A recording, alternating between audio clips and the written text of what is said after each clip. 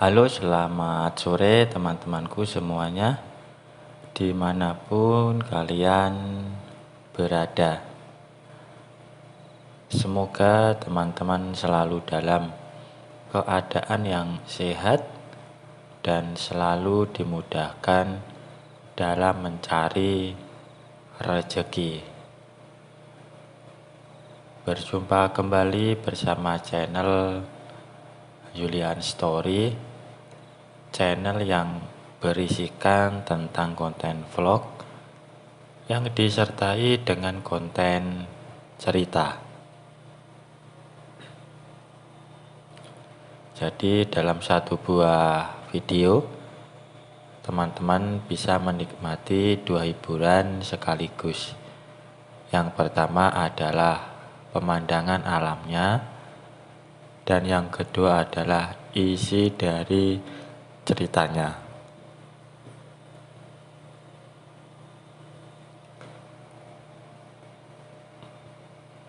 Baik teman-teman, untuk cerita kali ini masih ceritanya si Arya ya teman-teman. Tapi untuk episode ini masih menceritakan masa lalu ibunya Arya. Episode terakhir dalam menceritakan masa lalu.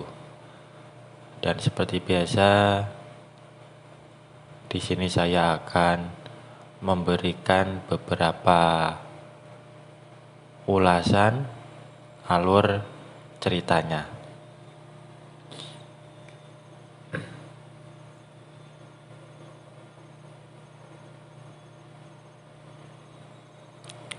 Semua telah terjadi dan semuanya tidak dapat dikembalikan.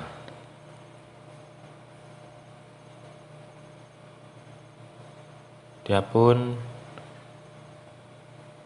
masuk di dalam kamar ditenangkan oleh ibunya, Mas Andi dan Ratna, serta ayahnya. Juga berada di sampingnya meminta maaf kepadanya karena telah memaksanya untuk kencan dengan Mas Mahesa. Mas Andi yang menyesal karena tidak berada di tempat kejadian itu pun meminta maaf.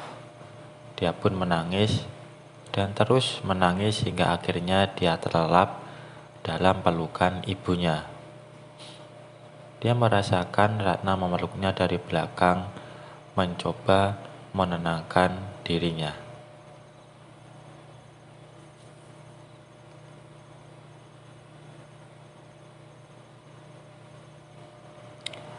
Dia pun tidak berangkat sekolah selama 3 hari dan membuat semua teman-temannya khawatir. Hingga akhirnya mereka tahu kejadian yang menimpanya. Dia mengira mereka akan mencemooh dan mencaci maki. Tapi yang dia dapat dari mereka adalah kasih sayang dan permintaan maaf karena tidak bisa menjaganya. Dia dipaksa oleh ibunya untuk berangkat sekolah, tapi dia tetap bersikukuh untuk tidak berangkat. Hingga pada minggu berikutnya, pada Senin pagi, seharusnya pada kisaran tanggal itu dia mendapatkan tamu bulanan, tapi tak dia dapatkan. Dia takut jika dia halim. Dia meminta ibunya untuk membelikan alat tes. Setelah dia dapatkan dan dicek 2 strip, akhirnya dia pun jatuh pingsan. Ketika sadar, yang bisa dia lakukan adalah menangis dan menangis. Seketika itu pula, dia ambil pisau dan langsung dihalangi oleh kakaknya, dan keluarganya pun mencoba menenangkan dia. Akhirnya dia pun hanya meringkuk dalam pelukan ibunya. Hampir 1 minggu dia tidak masuk sekolah. Pada hari Senin, tepat pukul 3 sore, Semua teman-temannya datang menjenguk, menanyakan kabar, dan membujuknya untuk sekolah kembali. Genap 2 bulan, akhirnya dia pun menikah dengan Mas Mahesa. Setelah menjadi suaminya, Mas Mahesa berperilaku layaknya seorang laki-laki yang bertanggung jawab. Dan teman-temannya pun masih tetap merawatnya. Tepat 9 bulan 10 hari dan umurnya 17 kurang sedikit, anak laki-laki kecil dan manis dengan kulit yang putih bersih lahir. Dia bersyukur karena dia menuruni neneknya yang asli orang Jepang, dan dia beri nama Arya Kesatria. Tapi suaminya menolaknya dan mengganti namanya menjadi Arya Mahesa Wicaksana. Kadang kebencian terhadap anak itu pun muncul. Ingin rasanya dia membuangnya. Tapi setiap kali dia melihatnya, dia bertambah sayang kepada anak tersebut. Setiap kali akan tidur, selalu dia mendongengkan dongeng kesatria-kesatria yang selalu melindungi yang lemah, agar kelak dia menjadi pelindungnya yang selalu menyayanginya.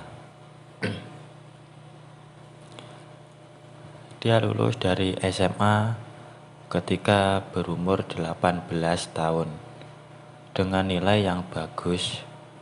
Dengan seizin ayahnya, dia pun melanjutkan kuliah, tapi dengan catatan dia tinggal di rumah sendiri karena sudah berkeluarga.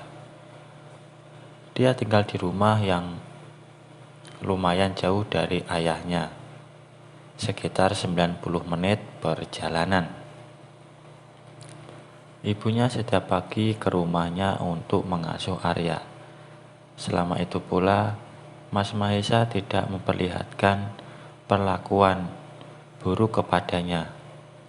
Dengan dia menjadi istrinya, sekarang Mas Mahesa menjadi kepala di sebuah dinas pemerintahan yang ada di daerahnya.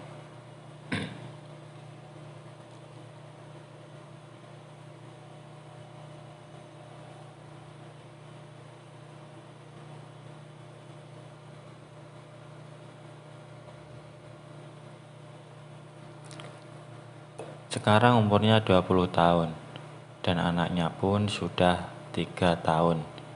Sebuah kejadian terjadi ketika Arya dibawa oleh ibunya ke rumahnya, dan ketika itu dia pulang kuliah lebih awal karena dosen tidak hadir, ada rapat universitas.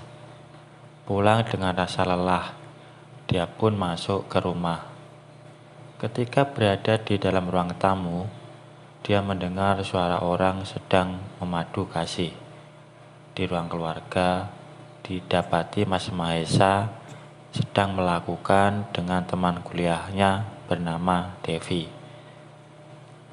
Seketika itu dia menangis, memarahi mereka berdua, membentak mereka. Devi tampak tertunduk. Tapi Mas Mahesa bukannya merasa bersalah, malah dia menyeretnya ke dalam kamar. Dimaki-makinya dia, yang tidak bisa melegakan suami, tidak patut pada suami. Dia mengancam jika dia mengadu pada ayahnya, Arya pun akan dibunuh di hadapan matanya. Dia pun kaget setengah mati mendengar perkataannya. Begitu tega ia terhadap anaknya sendiri.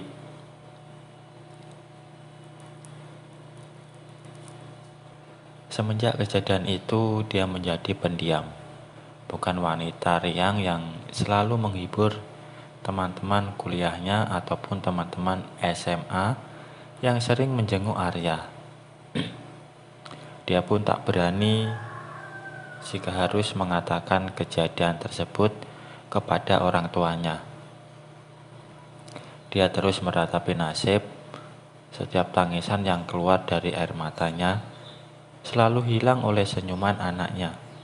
Demi anaknya, dia harus berjuang dalam ketakutan yang diberikan oleh Mas Mahesa.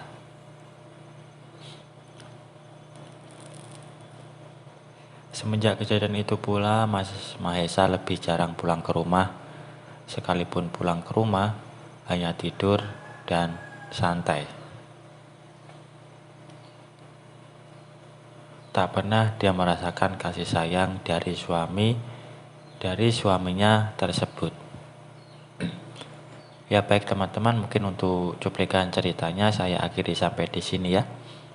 Untuk lebih jelasnya silahkan teman-teman menyimak ceritanya sampai selesai supaya tidak ketinggalan sama alur ceritanya. Dan kalau ada salah pengucapan maupun penulisan, saya minta maaf yang sebesar-besarnya. Dan semoga teman-teman dapat terhibur dengan cerita yang kali ini saya sajikan. Dan nantikan kelanjutan ceritanya hanya di lain kesempatan. Saya ucapkan selamat sore, selamat beraktivitas, dan terima kasih.